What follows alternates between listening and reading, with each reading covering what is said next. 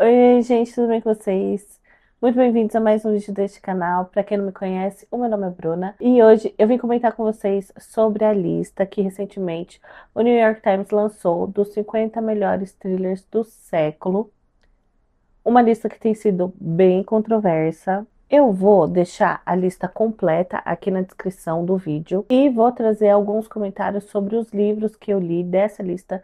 Desses 50, eu li 7 títulos e vou comentar com vocês o que eu acho que merece estar na lista, o que eu acho que talvez não mereça tanto assim, sobre as posições. E no final eu vou falar de 5 livros que entraram para minha lista, para minha wishlist, que eu fiquei com muita vontade de ler. Porém, antes da gente entrar na lista, de fato, eu quero trazer duas informações. Então, a primeira coisa, como foi definida essa lista. Na verdade, várias pessoas do meio literário foram convidadas para compor essa lista. Então, pessoas do mercado editorial no geral, editores, autores, influenciadores literários, principalmente do Instagram, além de jornalistas e críticos especializados. Todos eles receberam uma cédula e eles tinham que listar os livros que eles achavam que deveriam estar na lista, e aí desses nomes, os 50 que mais apareceram foram os que entraram na lista. O segundo ponto é que aqui no Brasil a gente associa thriller com suspenses frenéticos, aqueles vira-páginas, que acontece vários plot twists um atrás do outro, aquela leitura rápida e muito envolvente, enfim. A gente assumiu quase como se thriller fosse um subgênero do suspense. Porém, lá fora é quase que ao contrário. O thriller lá, ele vai englobar várias coisas. Ele vai englobar o suspense, tanto sobrenatural, um romance policial, um gótico, ele engloba o suspense dramático. O termo é considerado um leque maior que vai envolver todos esses subgêneros. Então, por isso, alguns títulos que estão nessa lista podem ter causado muito estranhamento a várias pessoas. Alguns deles, inclusive, que eu vou comentar aqui, que eu já li, mas é exatamente por isso. Uma coisa que eu senti falta, mas é algo até esperado, são os títulos asiáticos, africanos e latino-americanos. De latino-americano, acho que a gente vai ver um só, mas a maioria dos títulos vão ser americanos ou europeus, mas isso já era algo um pouco mais esperado. Bom, todos os avisos dados, sem mais enrolação, vamos para a lista. Nada disso é verdade, da Lisa Ju. Abre essa lista em 50º lugar. Esse é um suspense, um thriller que eu acabei de ler, eu acabei de terminar de ler. Eu li, inclusive, porque eu vi que estava na lista e era uma autora que já fazia um tempo que ela estava na minha lista para ler algum livro dela. Então eu fui atrás para ler esse livro. E eu confesso que da lista dos que eu já li, ele não é o meu preferido. Na verdade, ele é o que eu menos gostei mesmo. Porque nesse livro a gente vai conhecer a Alex, que é uma podcaster famosa que vai sair para comemorar o seu aniversário de 45 anos num pub agitado de Londres. E ela é uma mulher que aparentemente tem uma vida perfeita. Então, ela tá ali no pub com o seu marido, com familiares, com amigos. Eles são alegres, eles são barulhentos, eles são coloridos, eles estão se divertindo. E nesse mesmo pub, a gente vai encontrar a Josie, que é uma mulher que é totalmente o oposto da Alex. Ela é uma mulher que também está comemorando o seu aniversário de 45 anos, que por uma coincidência bizarra acaba descobrindo ali que ela nasceu no mesmo hospital que a Alex, mas como eu falei, ela é o completo oposto da Alex. Ela tem uma vida totalmente pacata, com o seu marido, que é 30 e tantos anos mais velho do que ela, num emprego de meio período que não a satisfaz. Ela trabalha ali só para poder passar o tempo dela. Ela tem 2 filhas, mas as filhas estão numa situação complicada. Ela tem uma relação complicada com as filhas e ela tem uma relação estagnada com o marido, mas o começo dessa relação, desse relacionamento, ela era só uma criança e foi uma relação, para dizer no mínimo, complicada. Então ela descobre essa coincidência entre ela e a Alex e ela começa a ficar um pouco obcecada pela Alex. Ela começa a stalkear, então descobre que ela é uma podcaster famosa, que tinha um programa que entrevistava mulheres. Ela propõe para Alex para fazer um programa sobre a vida dela, que ela diz que ela está mudando de vida, que vão vir grandes mudanças na vida dela, para Alex poder acompanhar essas mudanças, mas que para isso primeiro ela precisa contar a história dela. A Alex sente um estranhamento com a Josie, mas ela decide topar, e com isso ela não imagina que ela está colocando para dentro da vida dela e em certo momento para dentro da casa dela uma mulher que talvez não esteja sendo totalmente sincera. Esse é um livro que, por um lado, ele foi bem construído até, eu acho. Ele guarda uma última reviravolta para a última página, que você vai ficar ali na dúvida em quem você acredita. mas ele é um livro que em certo momento até chegou a me irritar um pouco com as escolhas, com as decisões dos personagens. O que eu senti é que a autora foi abrindo várias possibilidades, mas ela não soube aproveitar exatamente essas possibilidades, e o desfecho foi até um pouquinho decepcionante. Essa foi a minha experiência com o livro, por isso eu acho que deles ele realmente é o que menos merece estar na lista, mas como ele está em 50º lugar, pra mim, acho que nesse século saíram alguns livros que talvez mereciam mais estar do que esse. Daí a gente vai para o 47º lugar, que a gente vai encontrar O Impulso, da Ashley Aldrin. Esse já é totalmente oposto. Eu concordo que ele deve estar na lista, mas eu discordo da posição, porque ele é um thriller, um suspense muito envolvente, muito agoniante. Para mim, ele também toca no assunto que para mim, é muito caro, que é a maternidade. Mas a maternidade de uma forma nada romantizada.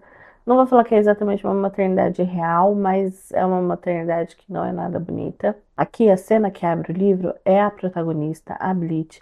Ela tá dentro do carro, vendo dentro de uma casa, através de uma fresta de uma janela, uma família ali feliz. A gente tem um homem, tem uma mulher, tem as crianças, a mulher tá grávida, tá todo mundo feliz. Se eu não me engano, ao redor da árvore de Natal. Mas logo a gente descobre que aquela casa, aquele marido e uma das crianças eram a família da Blythe, que ela perdeu tudo. Então a gente já entende que ela separou do marido, que ela não tem a guarda da filha e que ela tá ali afastada, ela não pode se aproximar. O livro volta no tempo e a gente vai começar a descobrir que a Blythe foi uma mulher que teve uma infância muito complicada, com uma mãe narcisista. Ela sofreu muito na mão dessa mãe e ela decide que quando for a vez dela ser mãe, as coisas vão ser muito diferentes. Até que ela conhece um homem por quem ela se apaixona, eles se casam, ele aparentemente também é muito apaixonado por ela. Ela engravida da Violet e ela acaba tendo uma depressão pós-parto muito forte, muito severa. Com isso, ela também sente que não conseguiu criar uma conexão com a filha dela de uma forma tão grande que ela sente em certo momento que a bebê dela tá rejeitando ela. Então a bebê não aceita mamar nela, a bebê não gosta de ficar no colo dela. Toda vez que ela pega no colo, a bebê chora, ela grita.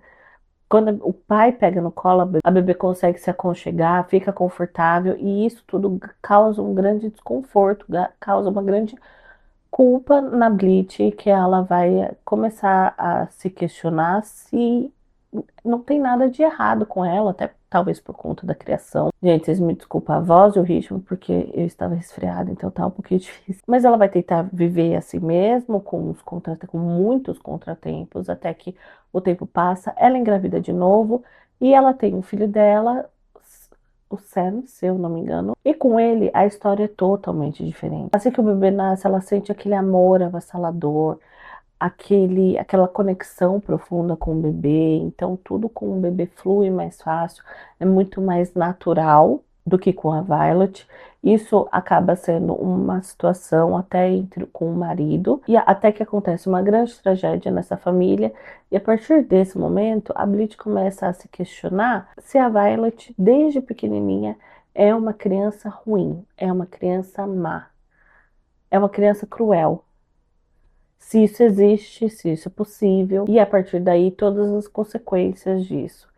Esse é um livro eletrizante, é um livro muito agoniante.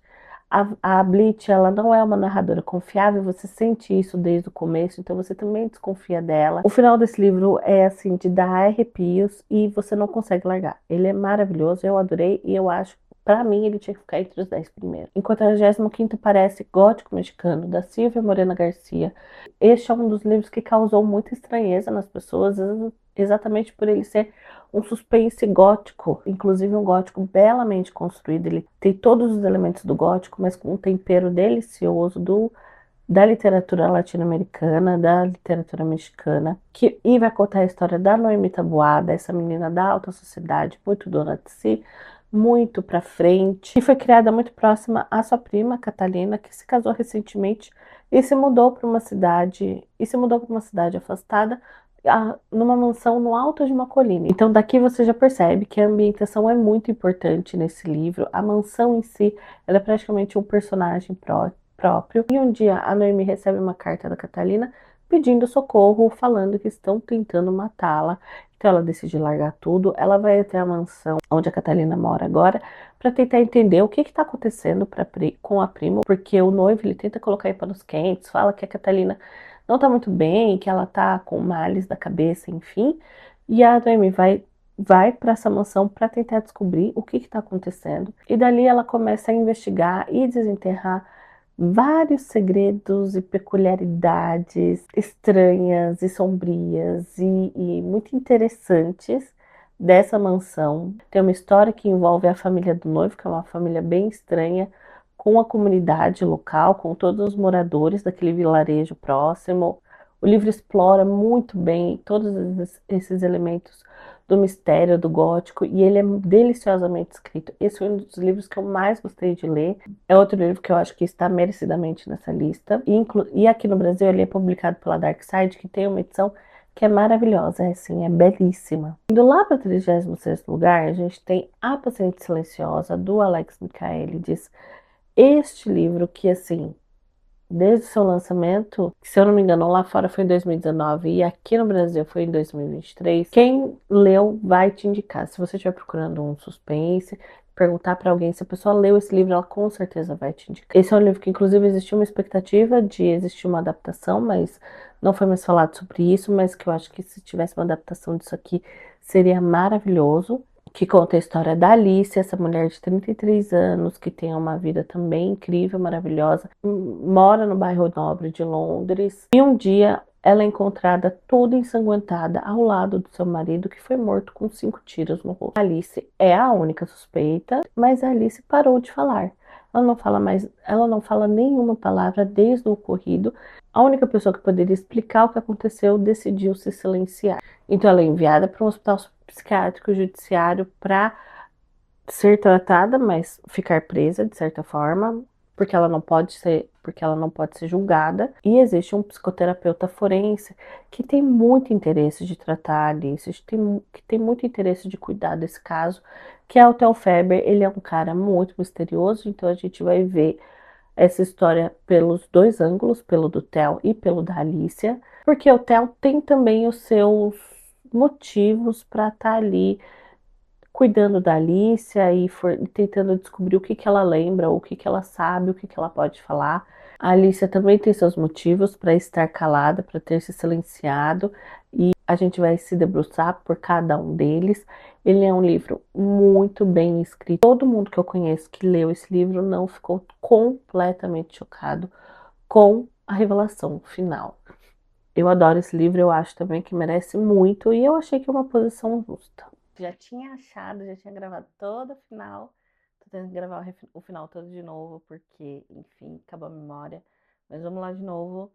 Em 26º lugar, então, ficou O Código da Vinci, do Dan Brown. Esse livro que dispensa comentários, que é o segundo livro da série do Robert Landon, mas eu acho que é o mais famoso de todos, que vai contar a história do Robert sendo chamado novamente para investigar um assassinato, dessa vez no Museu do Louvre. Uma aura ali, um mistério muito bacana com a simbologia, porque vai envolver sociedade secreta, vai envolver mistérios do passado, então ele vai pegando pistas que estão escondidas em várias obras de arte, não só que estão no museu, mas na arquitetura da cidade. Esse é um livro que eu li há muitos anos atrás, mas é um livro frenético que eu lembro o quanto que ele foi divertido. Tem uma adaptação boa também, assim, não é excepcional, mas ela é muito boa, com o Tom Hanks, e que foi um grande sucesso na época. Aí, em 7º lugar, nós temos Ecos da Floresta, da Liz Moore.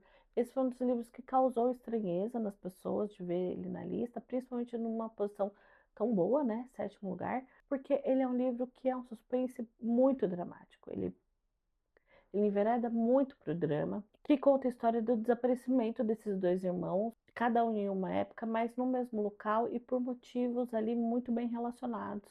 Ele é um livro, a Liz Moura, que ela escreve um livro que tem muitos personagens, né? Eles vão investigando cada um dos personagens. A própria investigadora, ela tem uma história muito interessante de se acompanhar, mas apesar de abrir várias portas, apesar de abrir ali apesar de abrir várias possibilidades, diferente do Nada Disso é Verdade, a Alice Moore, ela sabe amarrar tudo muito bonitinho, ela amarra todas essas histórias, ela trabalha muito bem as histórias desses personagens e amarra muito bem tudo no final, não fica ponta solta.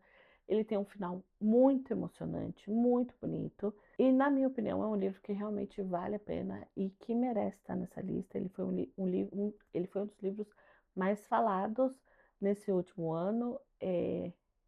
Merece estar entre os 10 primeiros, com certeza. Inclusive, vai sair uma adaptação dele, já tem confirmado a adaptação dele como uma série pela Netflix. Em quarto lugar está Os Homens que Não Amavam as Mulheres, da série Millennium, do Stieg Larsson. Esse é o primeiro de uma trilogia. Eu só li o primeiro, que também tem uma adaptação muito boa com Daniel Craig, e que vai contar a história desse jornalista que está num momento muito ruim da sua carreira. Ele era um jornalista muito respeitado de uma revista, porém ele vai precisar se afastar dessa revista porque ele está sendo processado por calúnia e decide se afastar da revista para que as consequências desse processo não caiam na revista também. Então ele tá meio ali sem saber o que fazer da vida, sem saber o que fazer com a própria carreira, até que ele é contratado por um magnata. Agora eu não lembro muito bem de qual ramo que é esse magnata, mas ele é contratado desse magnata para investigar o assassinato da sua sobrinha, que aconteceu algumas décadas atrás. E aí ele vai acabar se juntando de uma forma muito curiosa. A Liz, essa hacker, que é uma hacker muito habilidosa, ela é uma mulher genial, porém ela é uma mulher muito misteriosa, ela é uma mulher muito antissocial e ela tem os seus motivos para ser assim, ela tem os seus motivos para não confiar nas pessoas, para não confiar não só na sociedade no geral, mas as pessoas que a cercam.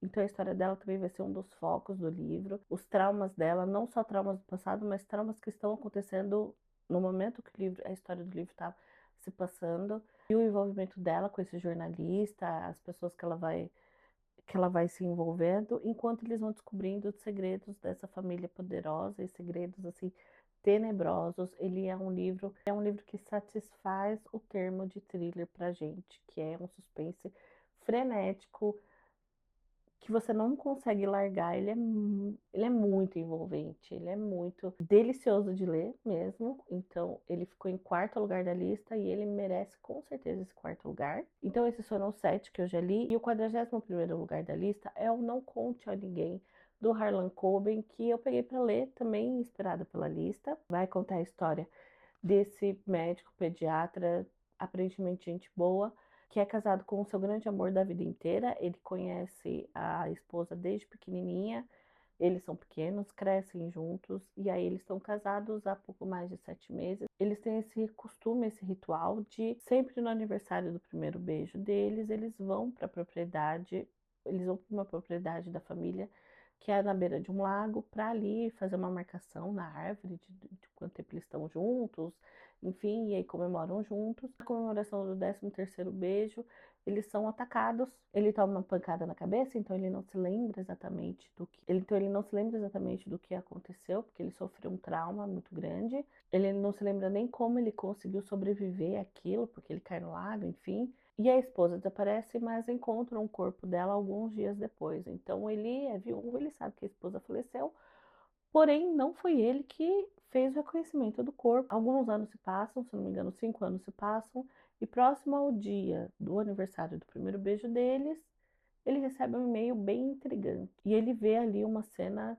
que deixa ele chocado, inclusive porque parece ser uma cena ao vivo ali que está acontecendo naquele momento. Esse é um livro do Harlan Coben, é o primeiro livro do Harlan Coben que eu tô lendo, mas eu já assisti algumas adaptações, então assim, eu sei que ele é o rei do plot twist, ele é o rei da reviravolta. Ele adora escrever coisas que são muito frenéticas e que acontecem muitas coisas ao mesmo tempo. Eu ainda estou entendendo mais ou menos ali o clima da história, mas até que eu já estou bem envolvida, estou mais ou menos em 30%. Quando eu terminar esse livro, eu volto para contar para vocês o que, que eu achei. Dentro dessa lista, um que eu acho que ficou faltando, que merecia mais, que merecia ter sido incluído, é o Mister Mercedes, essa trilogia do Bill Hobbs, do Stephen King, que eu sou completamente apaixonada, que vai contar a história desse policial que está aposentado, que tem esse caso, que tem este último caso que ele não conseguiu resolver, desse criminoso, esse assassino terrível, cruel, que fez um atentado terrível. Ele jogou uma Mercedes, por isso o nome Mr. Mercedes.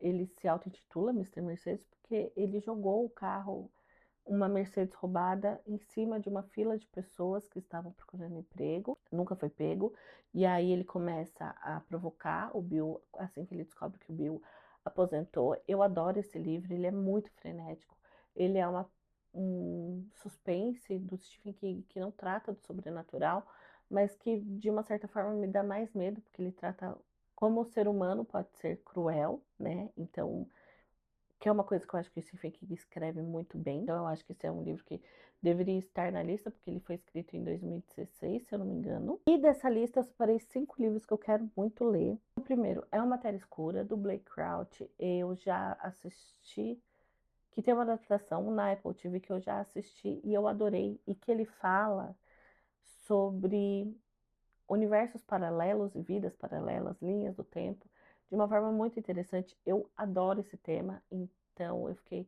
Desde o lançamento desse livro, ele está na minha lista e eu ainda tenho muita vontade de ler, mesmo depois de assistir a adaptação. O Pitacigo da Dona Tarde, que também é outro livro muito famoso, que tem essa adaptação, que eu nunca assisti, apesar de parecer uma ótima adaptação, mas que ele vai falar de um mistério de traumas infantis, dramas familiares e vai envolver arte. Então eu acho que é uma coisa.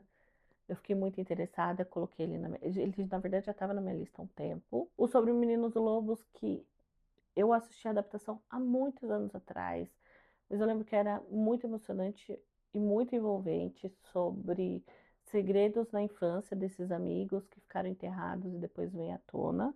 O Sobre o Menino Novo, inclusive, ficou em segundo lugar dessa lista. E por último, não é um título, mas uma autora, que é a Tana French, porque a diva simplesmente apareceu 4 vezes nesta lista.